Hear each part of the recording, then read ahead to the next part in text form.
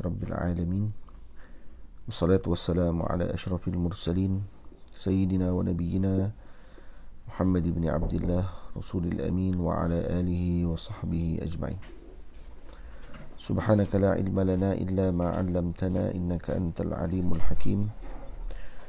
Rabbi shrah li sadri wa yassir li amri wahlul 'uqdatam min lisani yafqahu qawli. Rabbi yassir wa la tu'assir bi tamim bi khair wa ba'd. Alhamdulillah, kita bersyukur kepada Allah Subhanahu wa taala dapat sama-sama kita berkumpul pada pagi ini untuk teruskan daurah bagi kitab Risalah As-Sawm Baina Syari'ati wal Haqiqah. Baik.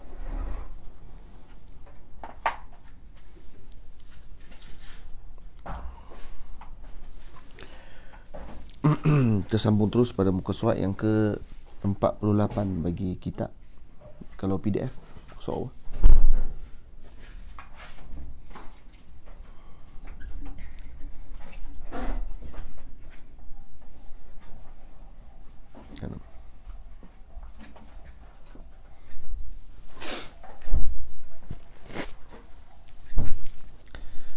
apakah amalan, soalan yang kelima dalam soal jawab seputar puasa. Apakah amalan atau doa ketika melihat anak bulan? Jawapan telah disebutkan di dalam Musnad Ad-Darimi daripada Sayyiduna Talhah Ibnu Ubaidillah radhiyallahu taala anhu bahawa baginda Nabi sallallahu alaihi wasallam mengatakan bahawa jika seseorang melihat anak bulan hendaklah dibaca Allahu Akbar, Allahumma ahilhu alaina bil amni wal iman was salamati wal islam wat tawfiq lima tuhibbu wa tarda. Rabbuna wa rabbuka Allah, Allahu wa rabbuna wa rabbuka Allah, Allahu Akbar, la hawla wa la quwwata illa billahi. Allahumma inni as'aluka khaira hadha ash-shahri wa a'udzu bika min syarril qadar wa syarril mahsyar. Kemudian disebutkan dua kali hilalu khairin wa rushdin, hilalu khairin wa rushdin. Kemudian disebutkan tiga kali amantu billadhi khalaqaka, amantu billadhi khalaqaka, baca tiga kali. Kemudian membaca alhamdulillahilladzi dhahaba bi syahri kadza wa jaa bi syahri kadza. Kadza tu tukarlah kepada bulan tu. Maksudnya kalau bulan ni bulan Sya'ban masuk kepada Ramadan, ini alhamdulillahilladzi dhahaba bi syahri Sya'ban wa jaa bi syahri Ramadan. Contohnya gitu. Tamam. Kemudian setelah membaca doa tersebut, bacalah surah Tabarak, surah Al-Mulk.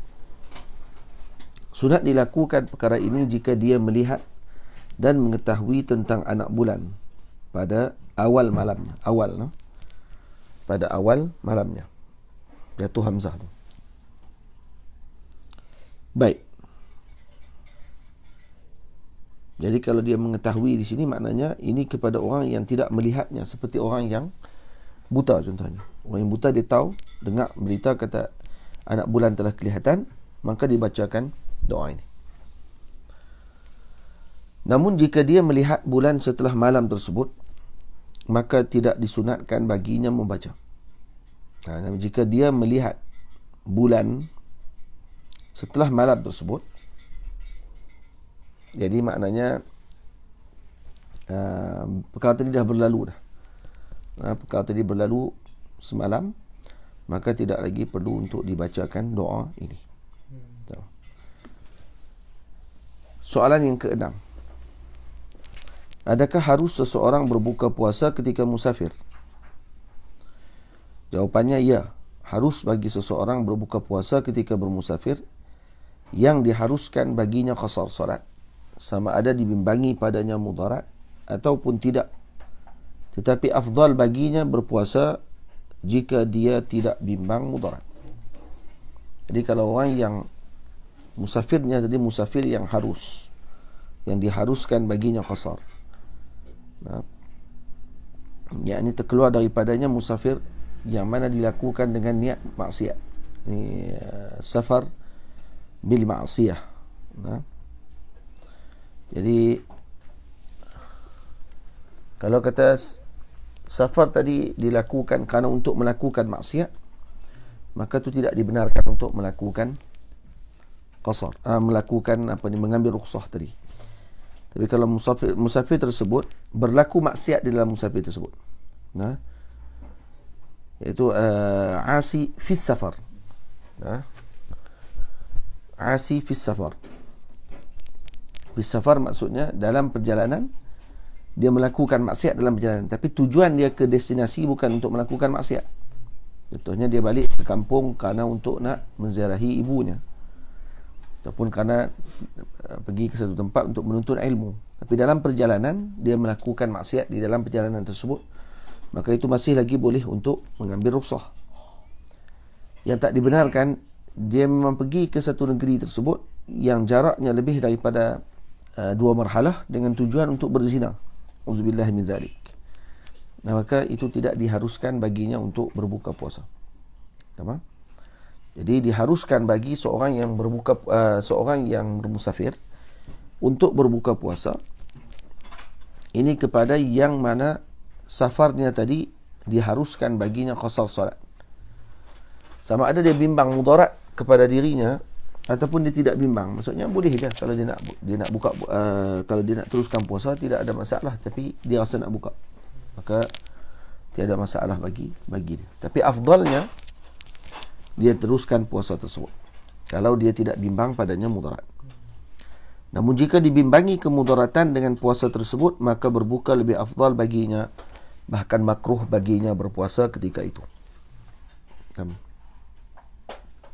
Jadi nanti akan ada soalan ditanya, ada syarat-syarat tertentu tak untuk kita nak buka puasa ketika musafir? Ya, ada. Soalan yang seterusnya, soalan yang ketujuh, adakah terdapat syarat-syarat bagi mengharuskan seseorang berbuka puasa ketika musafir? Jawapannya, ya.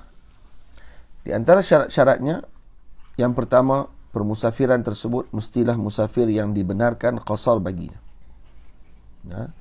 Musafir yang dibenarkan qasar baginya. Jadi tidak dibenarkan bagi safar al-asi bis safar. Maksudnya dilakukan musafir tersebut dengan tujuan melakukan maksiat, maka hukumnya adalah tidak dibenarkan mengambil rukhsah tadi.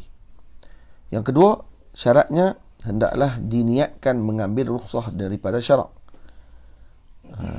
Jadi disebutkan dalam Bushrul Karim bahawa wajib berniat mengambil rukhsah ketika berbuka bagi orang yang bermusafir dan bagi yang sakit yang diharapkan padanya kesembuhan. Jadi dia kena niat ambil rukhsah. Yang ketiga, hendaklah permusafiran itu dilakukan lebih dahulu daripada berpuasa, seperti bermusafir sebelum fajar. Jadi syaratnya mesti musafir sebelum fajar, sebelum dilaksanakan puasa tersebut, kecuali daripada beberapa pandangan ulama. Contohnya Al-Imam Al-Muzani radhiyallahu anhu. Cuma pandangan yang paling kuat adalah pandangan yang telah disebutkan di sini. Juga Imam Ahmad ibn Hanbal radhiyallahu anhu juga mengharuskan perkara tersebut. Yakni orang yang dah musafir selepas subuh, boleh tak dia nak buka puasa juga? Ada pandangan pada pandangan Imam Ahmad dan juga pandangan Al-Imam Al-Muzani, murid kepada Al-Imam Asy-Syafi'i radhiyallahu taala anhu. Tamam? Yang ke-8. Bagaimana pula dengan seseorang yang sentiasa bermusafir sepanjang tahun? Adakah dibenarkan bagi mereka mengambil rukhsah? Orang yang musafir sepanjang tahun. Dia ini orang yang meniaga dan kemudian sentiasa dalam keadaan musafir. Adakah dibenarkan baginya untuk berbuka puasa? Maksudnya dia tak akan puasa lah, sebab sepanjang tahun dia dalam keadaan musafir. Jawapannya, menurut pandangan para ulama seperti Al-Imam Syarqawi, Sayyid Abu Bakar Syata, dan juga Syekh Abdul Karim, tidak dibenarkan bagi seseorang yang sentiasa bermusafir mengambil rukhsah. Ini kerana jika dibenarkan baginya mengambil rukhsah, maka akan tergugur baginya kewajipan puasa setiap tahun. Bawa lori. Jadi setiap tahun dia akan perjalanan, kalau kata musim Ramadan, bulan Ramadan, dia tahu dah trip dia akan daripada Kedah ke Johor contohnya. Kedah Johor setiap hari. Dia nak kena berterusan macam tu. Ya. Maka macam mana keadaan tersebut? Adakah dia dibenarkan ambil rukhsah untuk dia berbuka puasa sepanjang perjalanan kerana dia dalam keadaan musafir? Ikut pandangan Imam Syarqawi, Al-Imam Abu Bakar Syata, pengarang kepada I'anah Talibin, dan juga Syekh Abdul Karim, hukumnya tidak dibenarkan bagi orang yang sebegini mengambil rukhsah. Kerana apa? Kalau dibenarkan, nanti akan gugur terus puasa padanya sepanjang tahun. Namun, jika dia berniat untuk menggantikan semula puasa tersebut pada hari yang lain di dalam permusafiran, maka harus baginya berbuka puasa. Tapi kalau dia niat, syarat dia ni kalau dia niat lah. Kalau dia tak niat, dia kata dia nak ambil rukhsah tadi tanpa niat untuk qadha, maka tidak dibenarkan. Hukumnya haram. Tapi kalau dia niat, saya ambil rukhsah buka puasa, cuma saya akan ganti semula puasa ni pada masa akan datang, maka itu dibenarkan. Tidak ada masalah. Syarat dia mesti niat. Boleh? Baik, yang ke-9. Jika seseorang jatuh sakit, adakah perlu baginya berniat puasa pada waktu malam? Kalau orang ni jatuh sakit, malam tu dia nak niat tak? Jawapannya, permasalahan sakit perlukan perbincangan, perlukan perincian.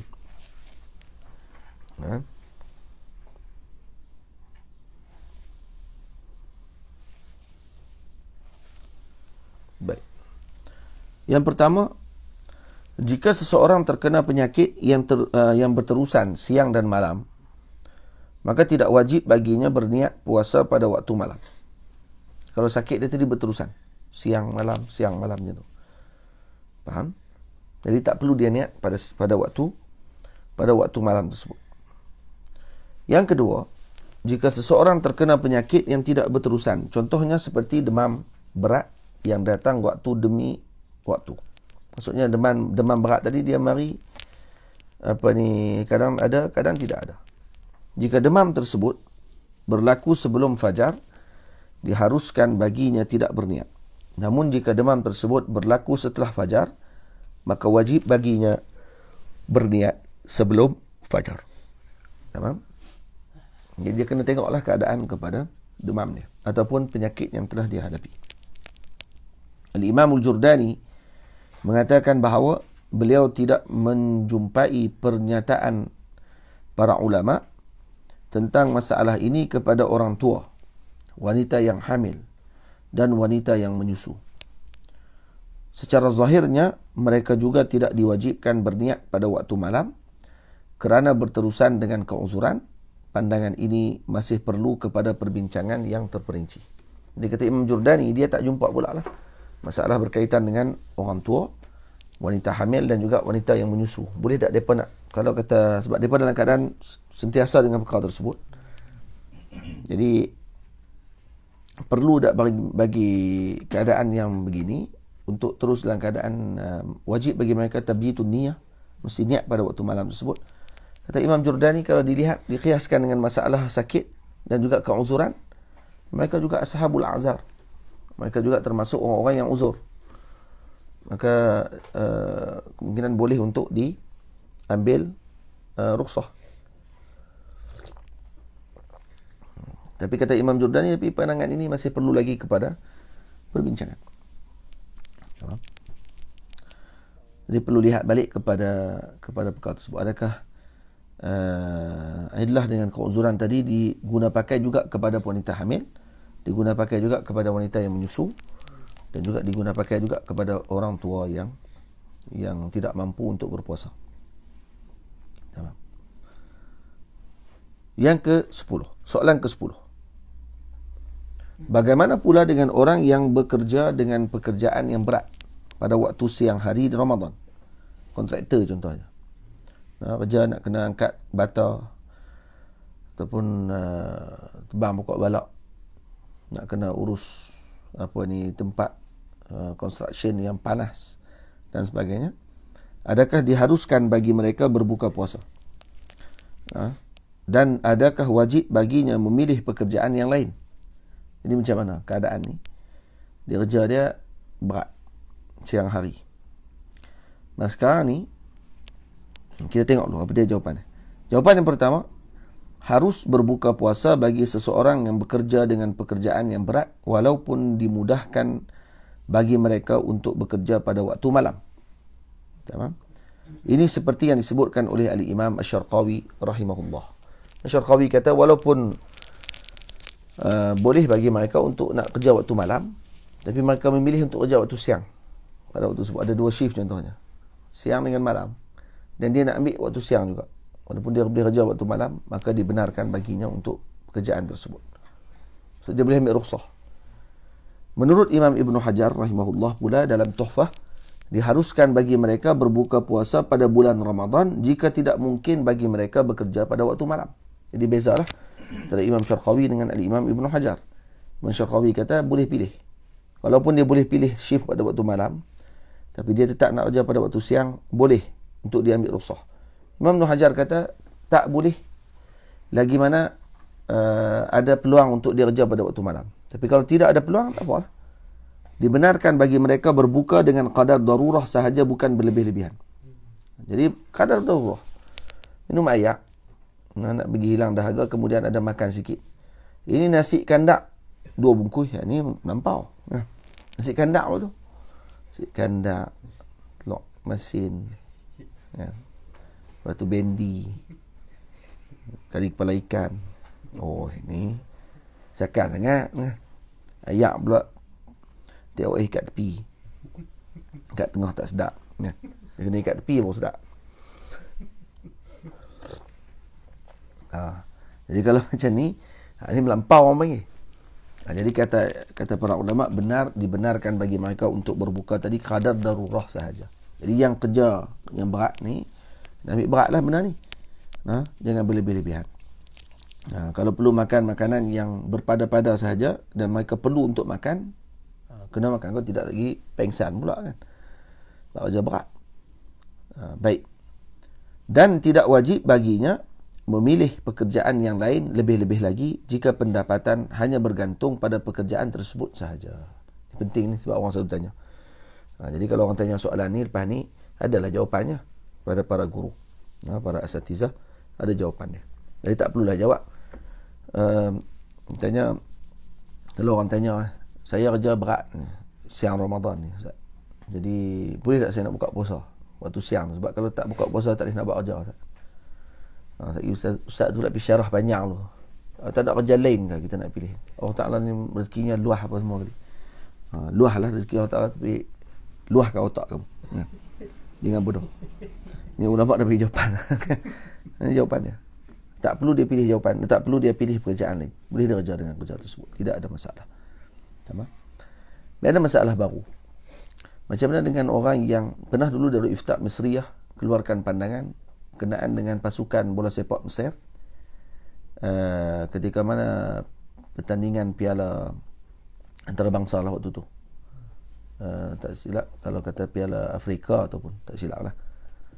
Dan jatuh pada bulan Ramadan. Boleh ke tidak mereka buka puasa pada waktu tersebut? Tak silap piala Afrika.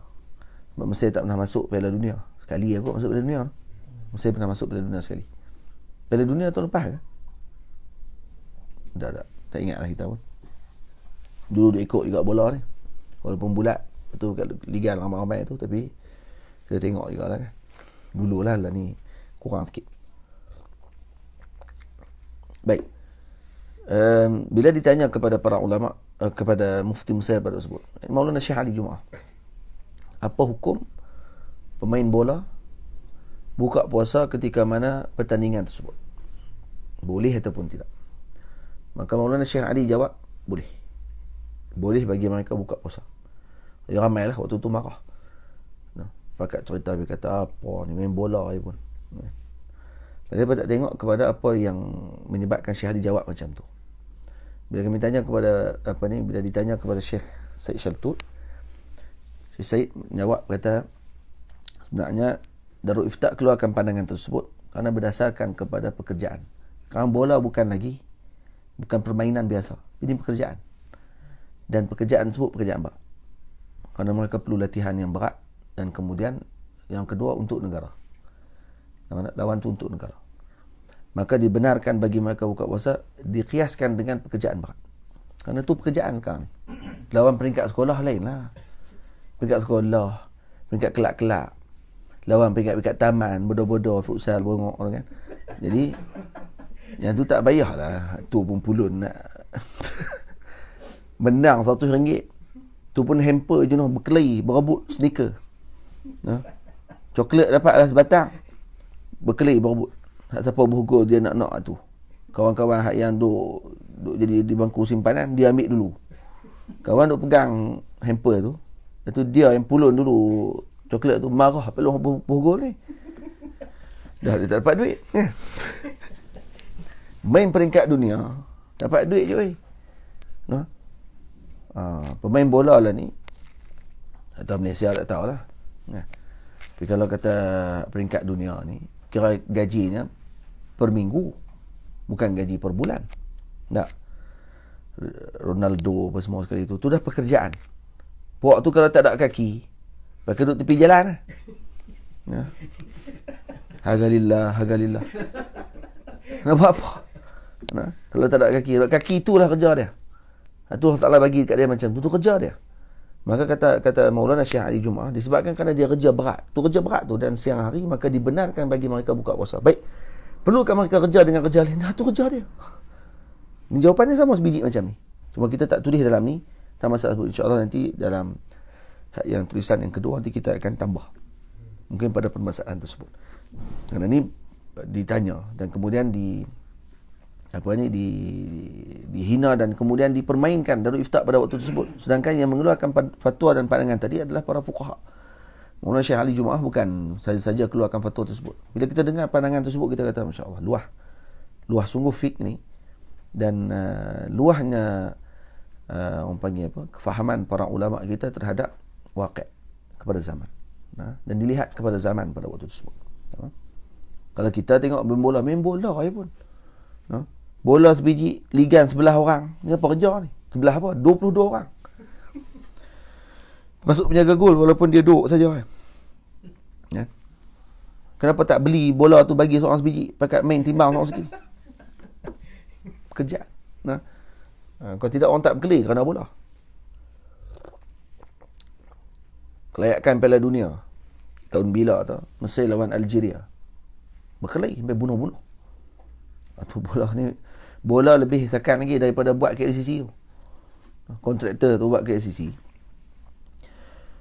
Yang dapat nama Perdana Menteri. Ya. Kontraktor tak dapat nama. Yang buat kerja teruk kontraktor tu. Ya. Kontraktor yang buat tu kena bayar kalau kata nak masuk. Saya silap kalau nak naik tingkat atas hari tu dia boleh masuk sebab dia pakai tu. Tapi kalau waktu lah dia kata kalau nak tahu bangunan saya yang buat ni. Hak bagat dia kata mau pergi. Ada pas tak nak boleh naik kat atas. Tak ada, tapi saya yang buat ni. Jangan buat main-main. Saya tahu tak mana skru nak cabut runtuh habis semua ni. Bagat kata bukan kira tu. Dia tak kira siapa yang buat ni. Tapi main bola ni, bola sebiji tu saja kalau kata dia boleh gol tu. Harum lah nama ni. Muhammad Salah tu. Kira gambar dia penuh dinding. Kereta, Trengko. Apa dia lagi? Kedai makan pun nama dia juga. Kedai Muhammad Salah. Pada dia pun kalau balik dia pun terkejut bila aku buka kedai, aku pun tak tahu. Nama dia ada merata. Kenapa? Kerana main Liverpool. Itu je. Awak punya kesannya. Dan pernah berlaku pergaduhan sampai mimbar di Al-Azhar di Mesir hanya bincang berkenaan dengan bola. Masyaikh-masyaikh Al-Azhar pada waktu tersebut diarahkan untuk menyampaikan berkenaan dengan bola dan juga kesatuan umat. Berkelahi Algeria dengan rakyat Mesir, orang Mesir jumpa orang Algeria bergaduh, orang Algeria bunuh orang Mesir di Algeria hanya kerana bola saja pada tahun tersebut. Nah, saya tu ada di sinilah. Dan kes tadi sampai masyayikh ni memang marah betul lah dengan bola ni hanya kerana perkara tersebut. Jadi bukan benda kecil. Boleh bunuh, bergaduh. Baik. Sebab tu apa ni tadi perlu diambil bab. Baik, ini soalan dia tanya berkait dengan ni. Apakah orang yang berbuka puasa kerana kerja berat kena qada balik puasa dia? Ya, kena qada balik. Dia kena qada balik. Ya. Kecuali kalau kerja tadi sepanjang tahun. Dia memang kerja berat sepanjang tahun. Dia tak boleh nak qada dah pada waktu tersebut. Tak ada waktu dia untuk dia nak berhenti, melainkan dia kena terus kerja. Maka dia kena bayar fidyah. Ya. Kena bayar fidyah. Kalau kata dia dikira sebagai orang yang terlalu uzur dalam masalah tersebut. Nah, semalam soalan ada orang tanya, kenapa orang yang tinggal puasa sengaja tak perlu bayar fidyah? Hanya sekadar perlu untuk puasa saja. Manakala orang yang perempuan yang mengandung ataupun menyusu buka puasa tadi kerana bimbangkan anaknya, maka dia wajib qada dan juga bayar fidyah. Tidak. Tapi kalau dia bimbang pada diri dia dan juga anaknya sekaligus, maka dia hanya qada saja. Boleh? Kenapa orang yang buka puasa sengaja tak kena bayar fidyah? Patutnya dia lebih teruk. Nah. Rupanya ada jawapan oleh Al-Imam Ar-Rafi'i dalam Fathul Aziz di Syarhil Wajiz. Rafi'i jawab, kata apa hikmah kenapa jadi macam tu? Kata Imam Rafi'i radhiyallahu anhu, ada dua pandangan ulama tentang masalah ni. Pandangan pertama, orang yang meninggalkan puasa dengan sengaja wajib baginya qada dan fidyah. Dua sekali. Pandangan pertama. Tapi pandangan yang paling kuat, Al-Azhar, kata Imam Rafi'i, tidak wajib baginya untuk fidyah. Dia hanya wajib qada saja. Berbeza dengan perempuan yang buka puasa hamil kerana bimbangkan anaknya, dan juga perempuan yang menyusu kerana bimbangkan dengan anak susuannya tersebut. Kenapa? Hikmahnya, kata Al-Imam, adalah kerana perempuan ini disebabkan kerana dia bimbangkan orang lain, maka pada waktu tersebut disuruh bagi dia, kerana dia ada dua orang pada waktu, syakhsan, dia dikira iktibar dengan dua syakhs, maka dia disuruh untuk lakukan dengan dua ibadah, qada, fidyah. Ya, digabungkan dengan dua, qada, fidyah, kerana dua, kerana dia bimbang dengan orang lain pada waktu tersebut, maka disuruh bayar fidyah kerana perkara tadi. Manakala kepada orang yang meninggalkan puasa dengan sengaja, disuruh dia qada sahaja, tidak perlu kepada fidyah. Yang pertama, dia seorang. Yang kedua, kerana nak bagi berat kepada dia bahawa yang kamu lakukan ni tidak akan boleh diganti lagi dengan benda lain. Cakap tu ya cukup lah. Kerana perbuatan kamu tersebut perbuatan yang sangat huduh dan jelek. Maka hanya satu je, kamu kena qada, tapi takkan mampu untuk kamu gantikan balik dengan waktu puasa kamu tadi seperti Ramadan. Faham? Jadi hanya ganti sekali, satu saja. Qada sahaja. Tidak boleh fidyah. Kerana apa? Kerana buruknya perbuatan tersebut. Boleh faham? Jadi kalau kata dia gabung pula dengan fidyah, maksudnya nampak kata apa ni, Allahumma salli ala sayyidina Muhammad, orang panggil apa, macam nak diberatkan kepada dia. Tapi tak, nampak surah dia macam ringan, tapi sebenarnya untuk nak bagi tahu kata ini akibat kerana kamu meringan-ringankan agama. Maka diringankan kepada kamu, nampak macam ringan lah, qada saja, tak perlu bayar fidyah. Tapi itu sebenarnya adalah satu uqubah kepada orang tersebut. Jawapan daripada Al-Imam Rafi'i lebih kurang begitulah. Cuma yang pandangan yang satu lagi perlu bayar fidyah. Tamam? Itu pandangan yang kedua. Ini muqabil Azhar. Kuat jugalah. Pandangan tersebut kuat juga. Perlu bayar fidyah.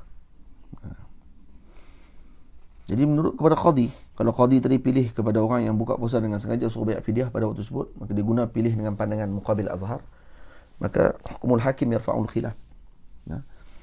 Tapi kalau kata hakim letakkan dengan pandangan, tapi mufti kalau keluarkan pandangan mesti keluarkan dengan mu'tamad. Jadi mu'tamad yang berbuka puasa dengan sengaja hanya sekadar qada saja, tidak perlu untuk bayar fidyah. Tamam, terus kepada masalah yang ke-11. Jika seseorang telah berniat puasa wajib. Jadi jika seorang berniat puasa wajib pada malam tersebut, kemudian dia tidur. Setelah itu dia tersedar sebelum terbit fajar. Adakah perlu baginya mengulang semula niat? Jawapannya, orang ni dia tidur sebelum fajar. Waktu malam tu dia niat dah. Kemudian dia bangkit sebelum fajar, dia nak kena niat balik tak? Jawapan, tidak diwajibkan mengulang semula niat tersebut, tetapi disunatkan sahaja. Sunat untuk diulang balik kalau dia sedar. Ini seperti yang disebutkan oleh Al-Imam Asy-Syabramallisi. Kata qil, diwajibkan baginya berniat semula jika tersedar sebelum terbit fajar. Ada qil kata macam tu. Namun, jika tidurnya berterusan sehingga terbit fajar, maka ianya tidak memudaratkan tanpa khilaf. Maka tak mudarat lah niat dia yang dia niat pada waktu semalam. Ini seperti yang disebutkan oleh Syekh Amirah. Baca dengan Amirah, bukan Umairah. Syekh Amirah. Dalam Fathul Alam disebut tentang perkara ini. Boleh? Yang seterusnya, soalan yang ke-12. Jika seseorang syak, adakah fajar telah terbit ataupun tidak? Kemudian dia berniat berpuasa, apakah hukumnya? Dia syak lagi ni. Fajar dah keluar ataupun tidak lagi. Kemudian dia niat puasa. Jawapannya, tidak sah puasa tersebut kerana berlaku syak pada niatnya. Kerana dia syak. Kerana syak ni maknanya idrak mustawa, bukan, dia tak idrak.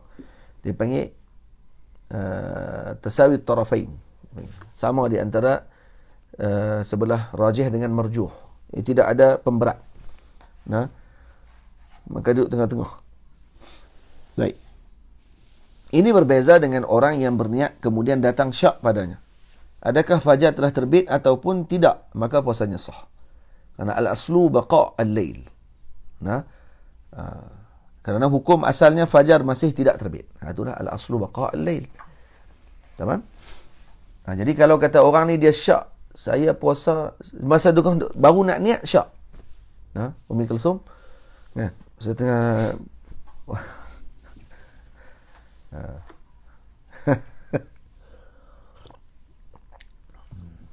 sah. Saya minum air.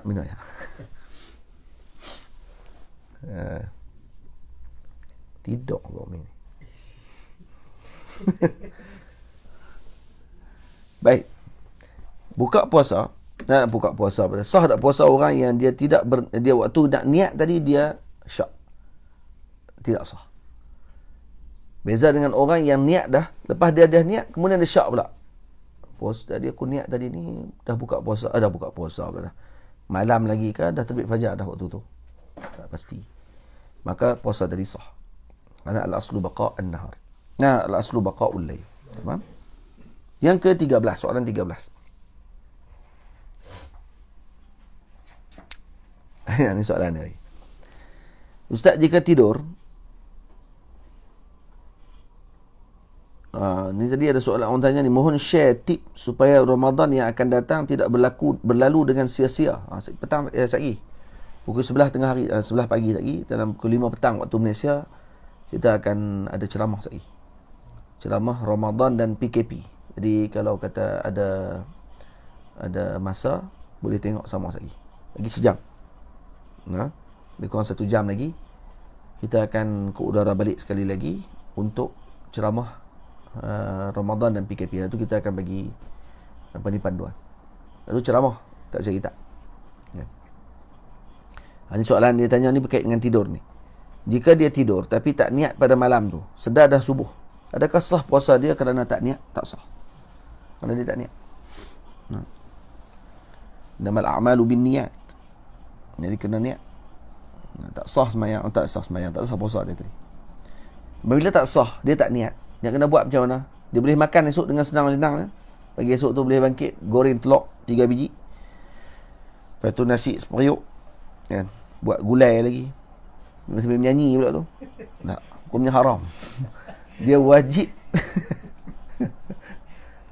bagi dia untuk imsak. Dia kena tahan diri, tak boleh makan, tak boleh minum macam orang lain puasa tapi tak puasa. Sebab dia tak sah puasa dia. Cuma dia imsak. Imsak dia kena jaga, tahan, tak boleh makan, tak boleh minum. Kalau makan minum hukumnya haram juga. Maka dia kena tahan sampai waktu buka puasa. Uqubah kepada dia kerana lalai. Itu kita dah bincang sebelum ni. Baik. Soalan yang ke-13.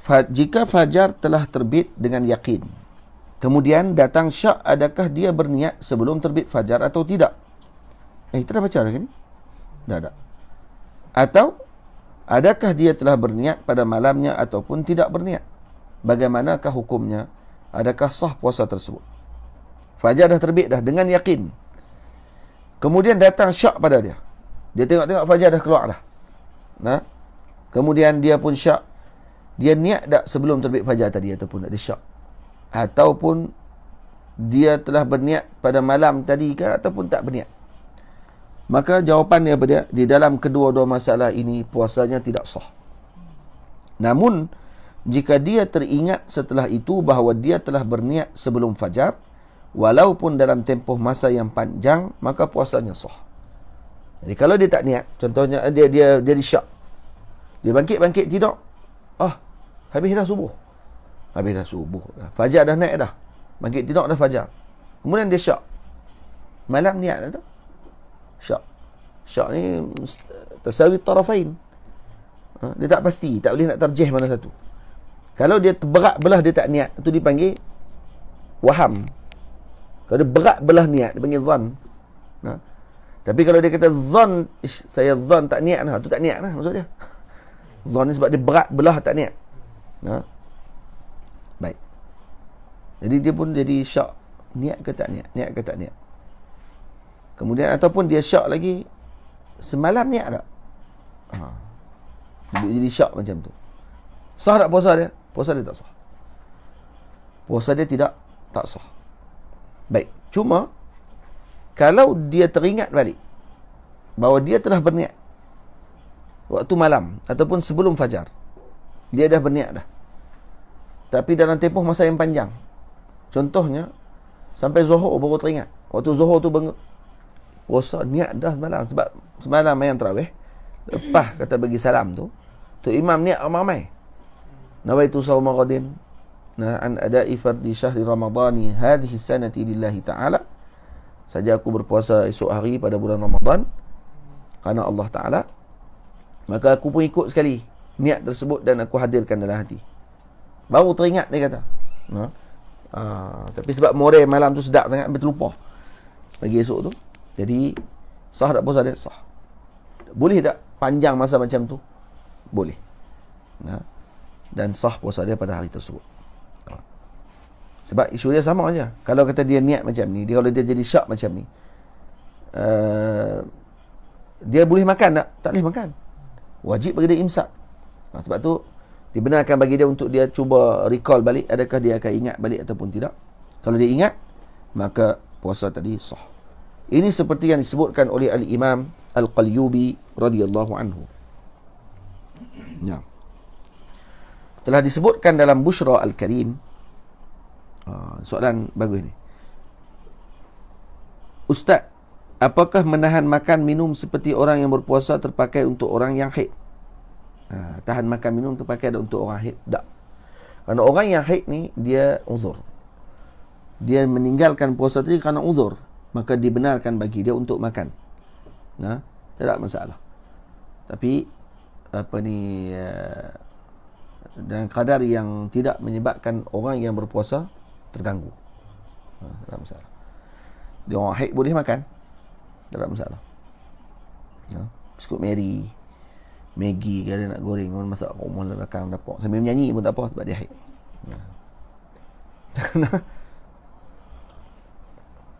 Tapi lepas Ramadan kena ganti balik lah. Jadi kita pula menyanyi lah lepas tu.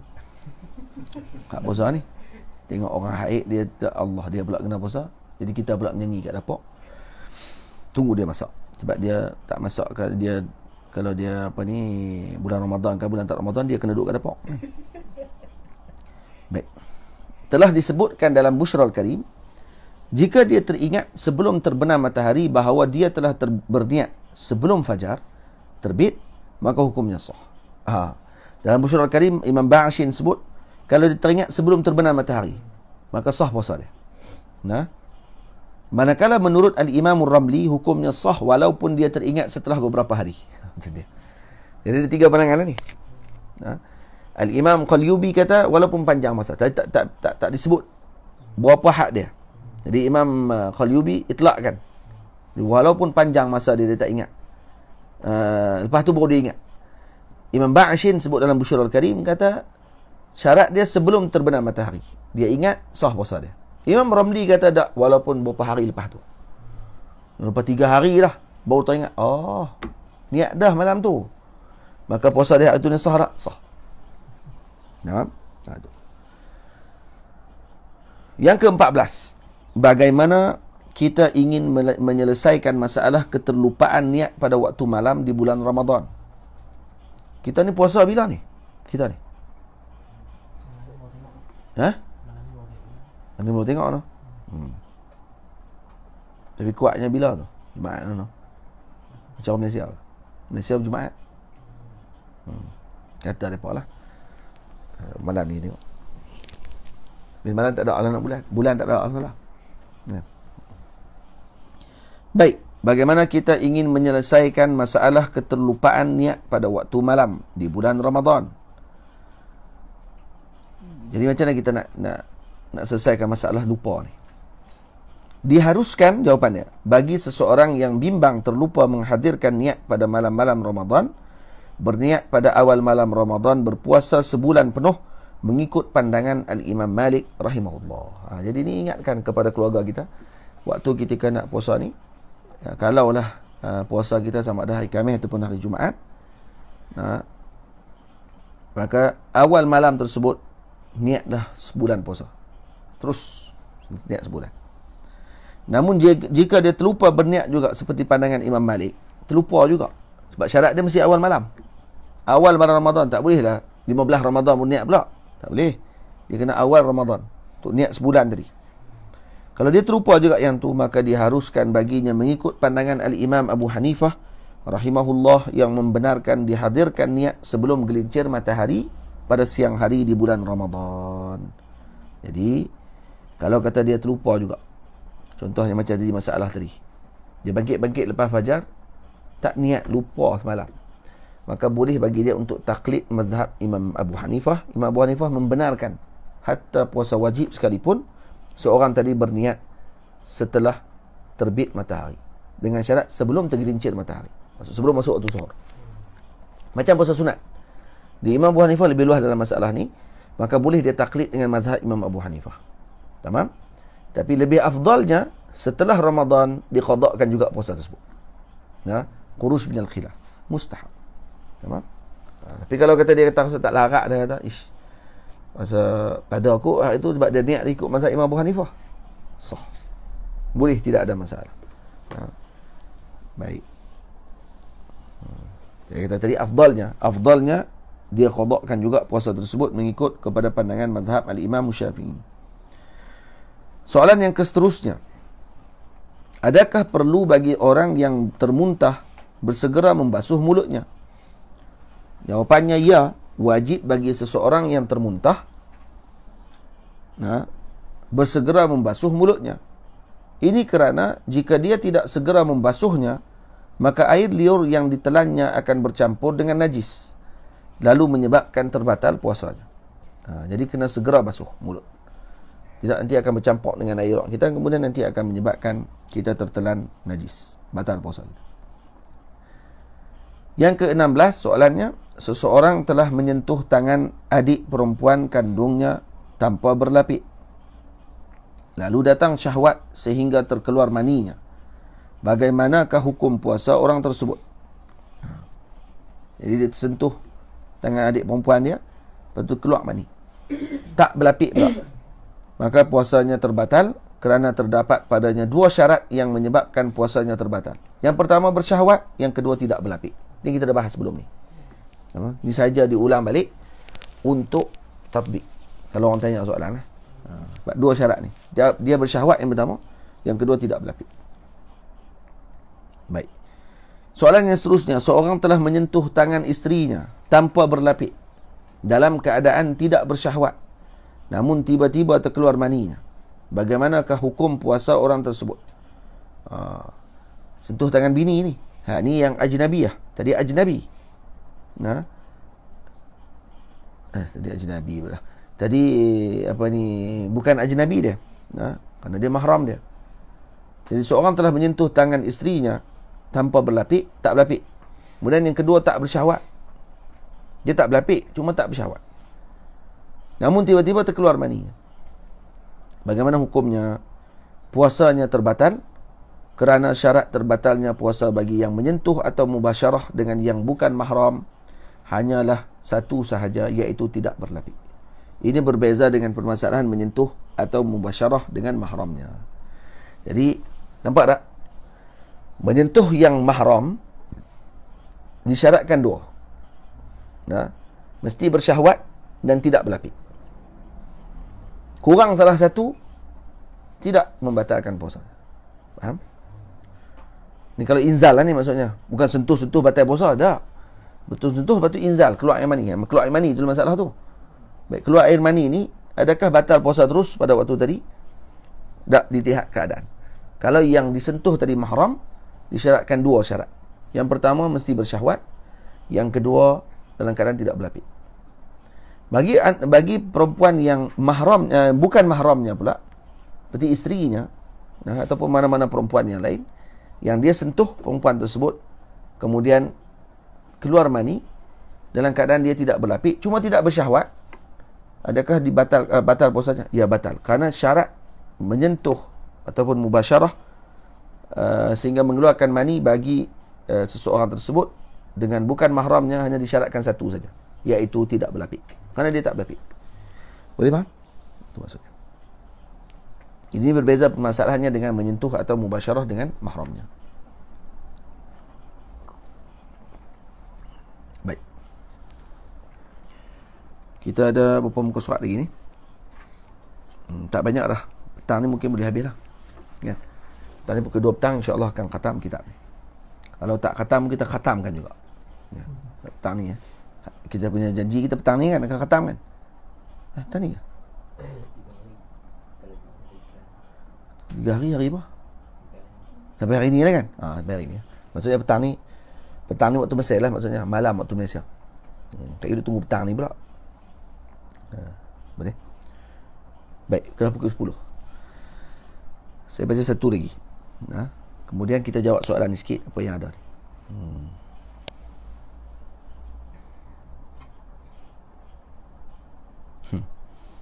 Baik, kita tengok jawapan soalan ni.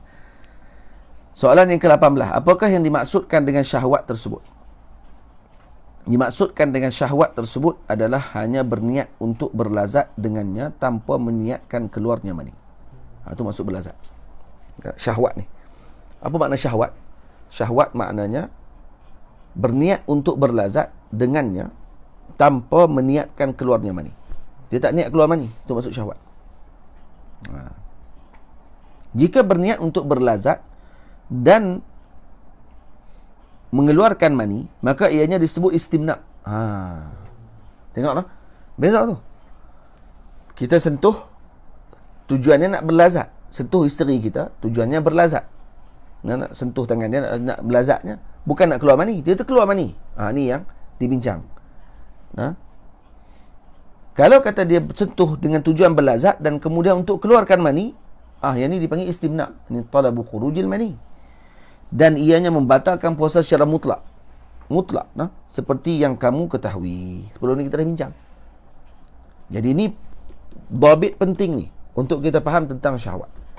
Kalau takut nanti orang faham hanya menyentuh saja disebabkan keluar air mani, dia duk bincang tentang sentuh.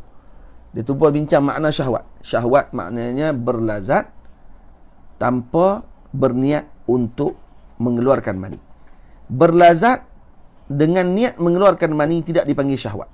Dipanggil Allahumma salli ala sayyidina istimna'. Dan istimna' ma'ruf. Istimna' batal mutlaqan.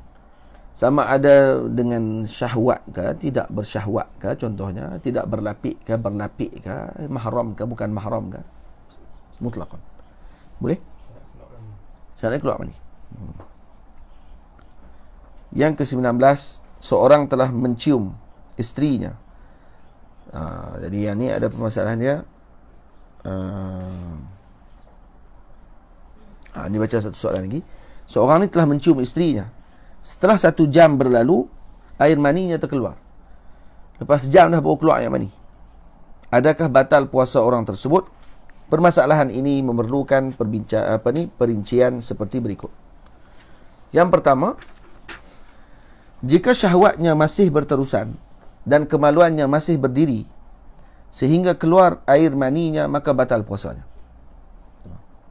Yang kedua, namun jika tidak berlaku sedemikian, puasanya tidak terbatal. Ini seperti yang disebutkan oleh Al-Imam Ramli rahimahullahu ta'ala. Karena permasalahan pertama tadi, syahwat dia masih lagi berterusan, jadi maksudnya dia masih lagi berlazat, dan kemudian kemaluannya masih berdiri sehingga keluar air maninya, maka terbatal puasanya. Ini keadaannya mesti begitu. Kalau kata tidak sedemikian, maka puasanya tidak terbatal. Baik. InsyaAllah pada petang ni kita akan sambung pada jam 2 petang waktu Malaysia. Lebih kurang pukul 9 malam lah. 2 petang pukul 9 malam. 8 malam. 8 malam waktu Malaysia, insya-Allah taala. Pada muka surat yang seterusnya. Baik. Ni kita jawab sikit soalan yang telah ditanya ni. Macam mana kita tengok balik.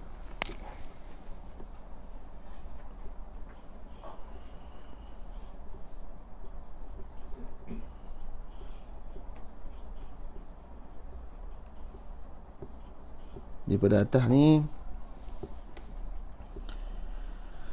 Assalamualaikum Ustaz. Nak tanya, waktu kita berpuasa apa ni? Berpuasa. Tidak tulis, typo. Bila lepas makan sahur dan saya berlahak. Dan kadang-kadang makanan itu rasa di tengkuk atau terkeluar sedikit. Perlu telan balik atau ludahkan? Kalau dah lebih daripada makhraj kha', daripada makhraj kha' kita berlahak, keluar daripada makhraj kha' tadi, makanan yang telah masuk ke dalam perut kita, maka kalau kita telan balik, batal puasa kita. Faham? Maka kena keluarkan. Boleh? Cuma saya tambah sikit masalah. Kalau kata makanan dia lekat celah gigi, contohnya daging yang kita makan lekat celah gigi. Kemudian kita pun jenis suka duk dengan lidah. Habis ambil tolak tu, gigit pula. Lepas tu telan. Macam mana? Batal puasa. Itu ya, betul. Berbeza dengan mazhab Imam Ahmad. Imam Ahmad kata kalau sedikit tidak batal. Kalau sedikit tidak batal. Maksudnya kalau dia tokak dekat daging tu sikit, kecil ya daging tu. Sikit dengan banyak ni nak tengok macam mana, tengok uruf. Uruf kata sikit. Tapi kalau jagung sebatang tu bukan sikit. Tu bukan lekat je lah gigi tu. Tu pegang kat tangan. Sambil duk tokak perak mesti terlekat pula dia tu. Itu kena buh batang jagung tu. Baik. Sikit banyak tadi ikut dengan dhabit yang telah diletakkan dengan uruf. Baik. Assalamualaikum ya Syekhna. Adakah ada dhabit bagi kerja berat tersebut? Uruf. Dhabitnya uruf. Uruf yang tentukan kerja tadi berat ke tidak. Faham? Boleh? Jadi uruf kata ni kerja berat. Bukan orang tu kerja dia berat. Kerja dalam bilik aircon. Kemudian dia buat kerja ni banyak nak kena tape. Berat juga tu pun. Lepas tu dia kena tu kerja berat dari segi uruf. Tak. Sebab dia duduk tempat yang selesa apa semua kali. Walaupun pening otak dia. Lepas tu nak kena bayar hutang lagi apa semua. Semua kerja berat. Lepas tu nanti semua kerja akan jadi berat. Mana ada kerja yang ringan? Pelajar pun kerja dia berat. Saya pelajar. Boleh saya nak tak puasa? Kerana belajar ni berat. Sebab dia main otak dengan badan. Dia main kerau tu dah. Otak dengan badan, otak lagi teruk. Otak kalau letih tu badan saya. Oh dia kira gitu. Kalau kira gitu semua orang pakat boleh mengaku kata dia kerja berat. Tamam? Tak, kerja berat ni segi uruf. Uruf tengok ini berat. Duduk tengah panah. Kemudian kerja dia susah. Kena angkat barang berat dan sebagainya sampai menyebabkan dia jadi kurang tenaga kalau dia tidak makan dan minum, maka menyebabkan kerja dia nanti akan terbengkalai dan dia akan mungkin dibuang kerja. Maka pada waktu tersebut wajib bagi dia dibenarkan bagi dia untuk mengambil rukhsah. Tamam? Itu maksud kerja berat tadi. Kemudian soalan bagus. Salam Ustaz. Ni dah tanya tadi. Jawapan dah kita dah bagi dah. Adakah orang yang berbuka puasa kerana kerja berat kena qada balik puasa dia? Ya. Kecuali yang berlaku tadi. Kalau kata dia tidak mampu disebabkan kerana sepanjang tahun dia terpaksa kerja berat, maka dia termasuk dengan orang yang hanya perlu bayar fidyah. Ustaz mohon share tip supaya Ramadan, ini dah sebut tadi. Baik. Ustaz, jika bersahur dan masuk waktu subuh kita belahak dan rasa makanan itu keluar daripada tengkok, sama soalan ni tadi, macam tadi. Bersahur kemudian waktu subuh kita belahak dan rasa makanan itu keluar daripada tengkok, perlu telan ataupun dikeluarkan? Kena keluarkan. Kalau kata dia lebih daripada makhraj kha. Tamam? Kalau tak lebih pada makhraj kha, masih lagi rasa di dalam, maksudnya di bawah pada makhraj ha. Kha dengan ha ni dekat je. Dia lepas sikit pada anak tekak. Belakang sikit. Belakang sikit. Ha. Kha. Belakang sikit daripada anak tekak. Anak tekak, makhraj kha. Makhraj ha belakang dia. Ha. Jadi jangan lebih daripada makhraj yang muktamad dalam mazhab kita Syafi'i, makhraj kha. Al-Imam Nawawi kita makhraj ha. Imam Nawawi kita lebih dalam lagi. Jadi kalau hak lebih dalam, maksudnya dimasukkan daripada dalam. Kalau kita lebih pada kha sampai ha, masih lagi sah puasa dia. Tapi kalau keluar daripada luar, dah lebih daripada makhraj ha, masuk balik, itu yang menyebabkan batal. Faham? Jadi yang muktamad dia makhraj kha. Itu yang dipegang oleh para ulama. Itu yang orang tanya masalah yang buat masuk tu, swab kan? Swab B swab. Semalam bincang dalam grup semalam ni, Maulana Lutfi dia abang kata dia pernah test, daripada test dia dah masa yang COVID baru ni kan, masuk dalam mulut, dia kata kalau dalam bahagian mulut dia kata memang tak akan lebih daripada makhraj kha. Tak akan lebih. Masuk kata. Jadi kata kalau masuk dalam mulut tak akan batal. Kecuali yang masuk ke hidung. Ke hidung memang dia akan masuk dalam rongga tu. Yang ni batal. Faham? Kecuali dia nak guna dengan pandangan mazhab lain. Yang kata ada mazhab kata kalau dimasukkan sesuatu yang bukan mazhab Maliki ke tak silap, maka menggunakan dengan pandangan tadi tidak batal. Ala kulli hal, khuruj min al-khilaf mustahab. Kalau masuk walaupun dia tidak batal. Kalau kata selepas Ramadan nanti, sebaiknya dia qada. Khuruj min al-khilaf. Boleh? Salam Ustaz, nak tanya apa maksud jahil dalam tajuk orang yang perlu qada sehingga sahaja puasa dan tiada fidyah atasnya. Muka surat 30 PDF. Tahu mana tu? PDF noh. Ni muka surat 30 PDF, lepas tu tajuk apa ni?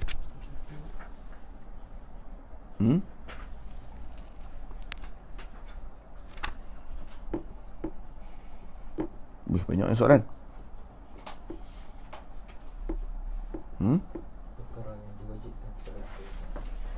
Perkara yang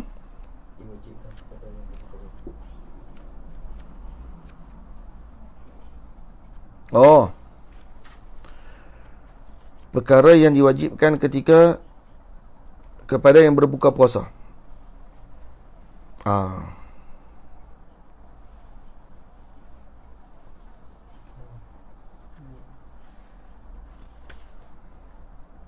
Terlupa atau jahil no? Terlupa atau jahil ni, lambat menunaikan qada. Ni yang lambat menunaikan qada Ramadan yang ditinggalkan tanpa uzur sehingga tiba Ramadan yang baru. Namun jika dia melewatkan qada dengan sebab uzur, seperti bermusafir, sakit, menyusukan, terlupa ataupun jahil. Jahil di sini maksudnya dia dia tidak tahu. Disebabkan kerana dia tak tahu. Jahil maksud tak tahu. Dia tidak tahu kata wajib bagi dia untuk dia qada puasa tadi dengan segera. Itu maksud jahil. Tamam? Maksud umum.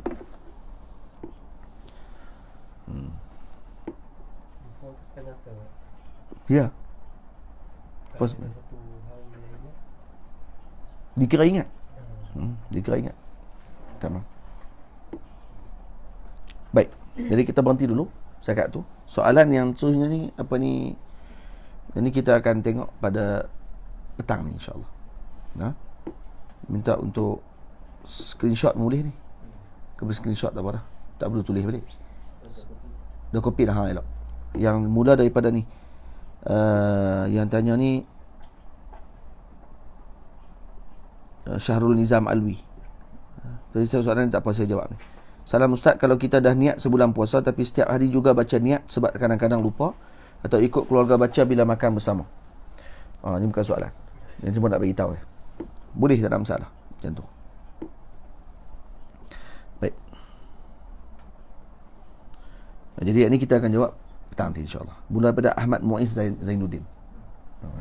Baik, setakat tu.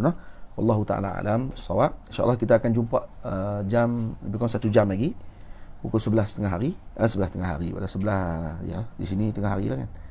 11.30 hari. Di Malaysia waktunya jam 5 petang. Lagi lebih kurang dalam 45 minit lagi. Lebih kurang. Kita akan bertemu untuk kita adakan apa ni, ceramah berkenaan dengan Ramadan dan juga perintah kawalan pergerakan. InsyaAllah. Tajuk ceramah tu, Ramadan dan PKP. Apa yang kita nak perlu buat dalam Ramadan tersebut, insya-Allah taala kita akan bincang pada petang insya-Allah. Wassalamualaikum warahmatullahi wabarakatuh.